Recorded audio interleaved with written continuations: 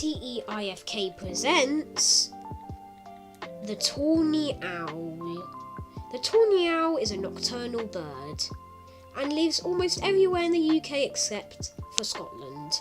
They're also a common owl, and mainly their diet consists of rodents.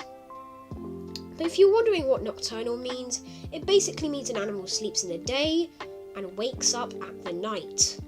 And at first it may look like a harmless owl, but there have been some tawny owl attacks on birds and humans, but they're very rare. Also spin their head 360 degrees, which is normal for most owls. And this is what baby tawny owl looks like. It's adorable. It's a little marshmallow. And in stories, owls are usually wise, and they will also have glasses or a book in their wing.